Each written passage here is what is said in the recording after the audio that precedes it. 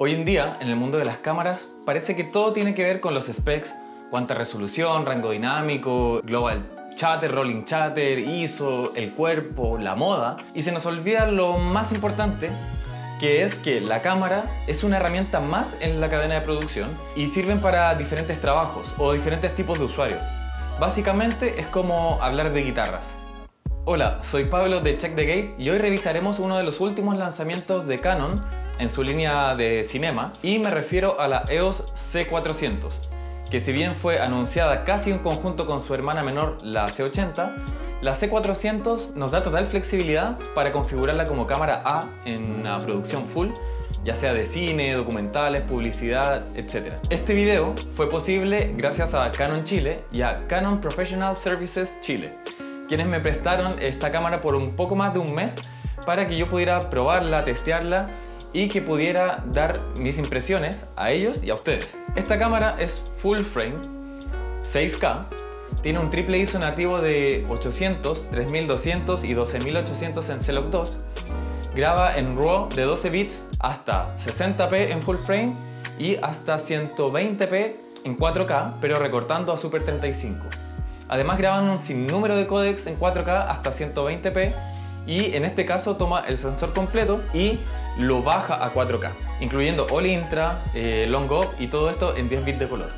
Su rolling shutter es bajísimo, de 9.5 milisegundos en promedio. Su rango dinámico está entre 14 y 15 stops reales, dependiendo de la medida, el codec, el frame rate, etc.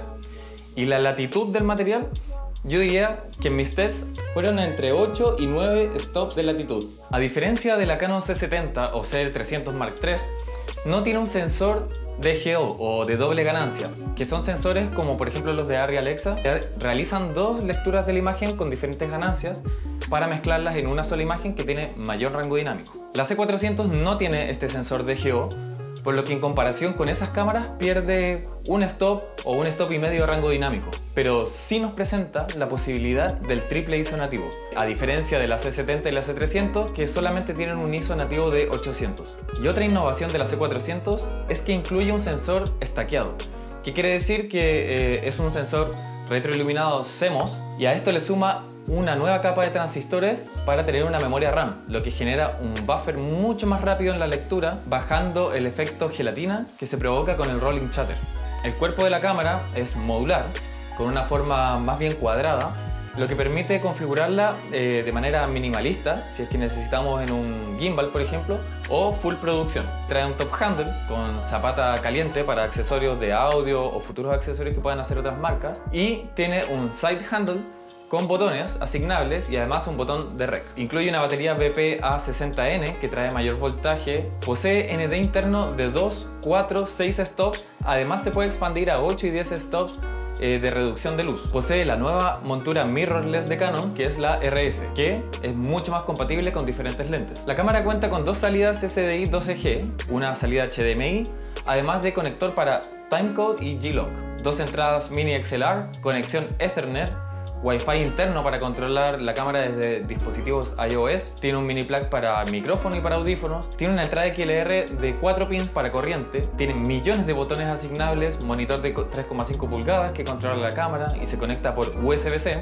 puede grabar en tarjetas SD o también CF Express tipo B, dependiendo si va a ser en RAW o en códex comprimido. Tiene ventiladores por todas partes y un largo etcétera. Además, tiene todas las herramientas internas de monitoreo, LUTs personalizados que podemos cargar, o los que trae ya de base, false colors nativo de la cámara, asistente de enfoque, grabación de proxies, integración con Frame.io, shutter variable, ángulo de obturación, visualización de anamórfico en 1.3, 1.5, 1.8 o 2.0 de squeeze, y grabación en Super 16 para lentes de cine más antiguos. Y bueno, esos son los specs de la cámara, que en mi opinión, muy personal, la hacen una herramienta completísima para la producción cinematográfica y que para mí hasta la fecha de hoy tiene la mejor relación calidad-precio.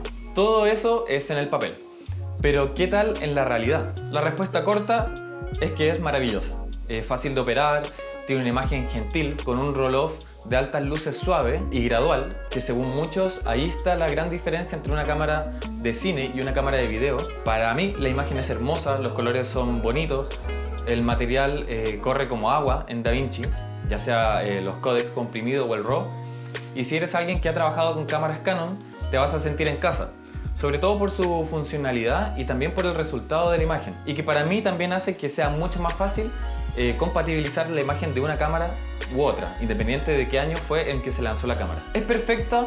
No, ninguna cámara es perfecta. ¿Qué es lo que más se le critica a esta cámara? Uno, el ruido en la imagen, y sobre todo en el segundo y tercer ISO nativo.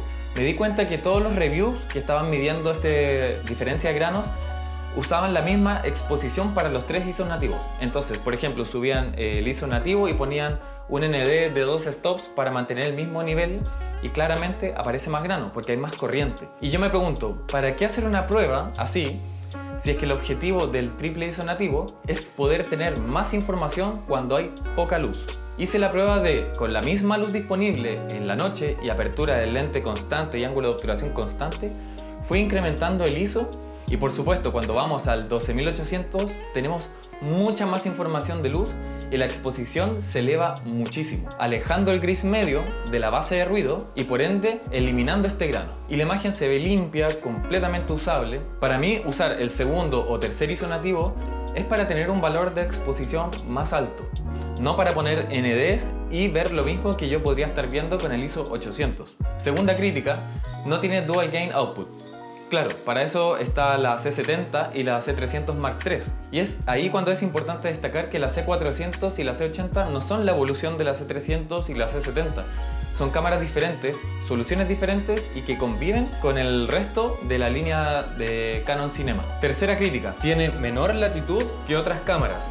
Las pruebas que más he visto en internet es subexponer el material 5 o 6 stops para luego subir la exposición en postproducción, esperando que, claro, lleguemos al mismo resultado de iluminación. Pero honestamente, si un operador de cámara o director de fotografía llega con un material 5 stops subexpuestos y después pretende que en postproducción podamos aclarar la imagen para llegar a una correcta exposición, francamente yo no lo contrataría más. Luego de las pruebas de latitud en C-Log 2, sí puedo ver que la C400 aguanta mucho más en los highlights que en las sombras. Por ende, ya con esa información, preocupémonos de traer la imagen primero bien expuesta o incluso un poquito más sobreexpuesta si es que queremos alejarnos del nivel de ruido. Pero básicamente, si te falla la luz, usa otros ISO nativos y te aseguro que la imagen va a ir quedando mejor expuesta y mucho más limpia en cámara. Cuarta crítica, no tiene grabación en OpenGate. Sí, y concuerdo que eso es bastante triste. Le he preguntado a gente de Canon, pero dicen no tener información al respecto, pero no he escuchado una negativa tampoco. Recordemos que anteriormente Canon, a través de una actualización de firmware, le dio a la C70 la posibilidad de grabar RAW interno en tarjetas SD, cosa que al momento de su lanzamiento no tenía disponible. ¿Es una cámara para cine? ¿Filmaría un largometraje con esta cámara? ¿Es suficiente para el estándar de las plataformas como Netflix, Amazon? Para mí la respuesta a todo eso es sí. El 6K es un buen estándar de adquisición para luego entregar en 4K, dejando algo de espacio para reencuadres o para estabilización. Y además la C400 graba internamente en RAW de 12 bits. Y para mí, para que una cámara pueda llamarse de cine, tiene que grabar por lo menos internamente en 12 bits. Además recordemos que la Canon C400 está aprobada por Netflix. Y sobre todo, ¿genera una buena imagen? Sí, la verdad es que es de esas pocas cámaras que uno ve el material en postproducción o en color y sientes que es más bello que la realidad. ¿Es fácil de usar? ¿Es cómoda de usar? Para mí sí. Es liviana, es rápida, es flexible, tiene muchos botones para configurar, sirve para documentales, pelis narrativas, tele, streaming, tiene un excelente autofoco y puedes configurarla de millones de maneras, cosa que te funcione perfectamente para ti como operador o como director de foto. ¿Canon me está pagando por decir esto? La verdad es que no. Yo hace años soy usuario de Canon, he sido usuario de muchas marcas de cámaras y como les decía, en este momento se ajusta mucho más a lo que yo espero en cuanto a operación y a resultados. ¿Recomiendo usar la C400? Las cámaras, como les decía, son como las guitarras eléctricas. Al final no hay una para todos, una que les sirva a todo. Pero si hablamos netamente de la calidad de la imagen o la experiencia de uso, sí recomiendo muchísimo probar la Canon C400 y juzgar por ustedes mismos si es que es una cámara que se ajuste a sus necesidades o no. Bueno, si llegaron hasta esta parte del video, te agradezco por tu tiempo. Si tienes alguna duda, opinión, reclamo o experiencia que quieras compartir al respecto de esta u otras cámaras, déjalo escrito en la sección de comentarios. Nos vemos pronto.